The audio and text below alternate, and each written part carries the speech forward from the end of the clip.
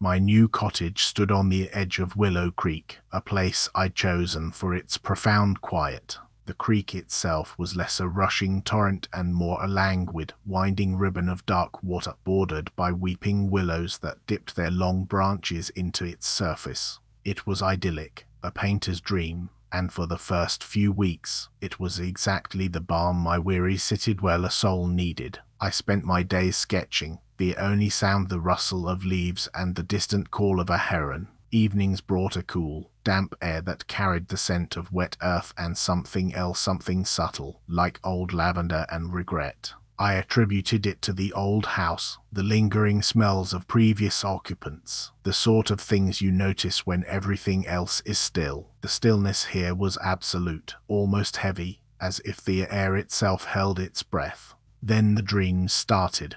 Not nightmares, not violent or terrifying, but profoundly sad. I'd find myself walking along the creek bank, the air thick with mist, a chill seeping into my bones. In these dreams, I was always searching, my heart heavy with an unnamed grief. I'd hear a faint, distant weeping, a sound like the wind sighing through dry reeds, but distinctly human. It was always just beyond my sight, just out of reach. I'd wake up with a persistent ache in my chest, a feeling of loss that wasn't mine. It began to bleed into my waking hours, a low thrum of sorrow that clung to the corners of the cottage, making even the brightest mornings feel subdued. One afternoon, while I was sketching by the creek, the air suddenly grew heavy. The rustling leaves fell silent. A chill, far colder than the usual dampness, settled around me. I felt a distinct presence, a subtle shift in the atmosphere, as if someone had just walked past. I looked up, scanning the empty bank. Nothing. Yet, the scent of lavender was suddenly sharp, overpowering the earthy smells of the creek. Then, from the water itself, I saw it, a faint ripple spreading outwards from a single point, as if something had just broken the surface. But there was no stone, no leaf, nothing. Just the expanding rings in the dark water, silent and deliberate. My heart gave a sudden, hard thump. I hurried back to the cottage, the sense of being watched prickling the back of my neck. That night, the weeping in my dreams was clearer, closer. I saw a flash of a woman's dress, a pale blue, disappearing behind one of the larger willow trees. Her form was indistinct, like smoke, but the sorrow emanating from her was palpable. I woke with a gasp, the scent of lavender strong in my bedroom. I tried to rationalize it, blaming the old house, my isolation, even the strange diet I'd adopted since moving. But the feeling of a heavy, unseen gaze never truly lifted. It followed me from room to room, a cold spot on the floorboards, a shiver down my spine when I turned a corner. It wasn't menacing, not aggressive, just profoundly, overwhelmingly sad. I started doing research, looking into the history of my cottage and the surrounding land. The Willow Creek area had a long, quiet past. Most records were mundane. Then I found it in an archived local newspaper, a small, faded article from over a century ago. Local woman vanishes near Willow Creek. The date, the name Martha Ilara. She was a young woman, recently married, who had gone for a walk by the creek and never returned. No body was ever found, no trace. The article spoke of a distraught husband, a thorough but fruitless search.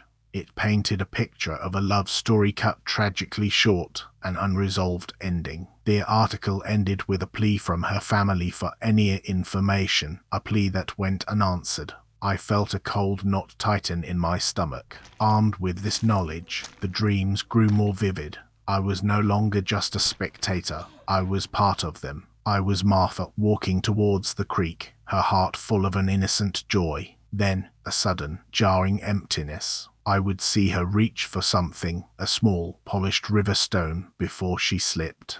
The current, normally so gentle, became a dark, swirling chaos, pulling her down. I'd feel the cold, suffocating grip of the water, the desperate struggle for air, the final, agonizing moment of surrender. Then, the overwhelming grief, the terror of being lost, forgotten. I would wake up gasping, tasting Phantom Creek water, my lungs aching, the scent of lavender now tinged with the metallic tang of fear. I realized what she wanted, what she needed. Martha wasn't haunting me out of malice, but out of a profound, century-old sorrow, a need for closure, a desire to be found. The creek had claimed her, but her spirit remained tethered to the place of her vanishing, unable to rest.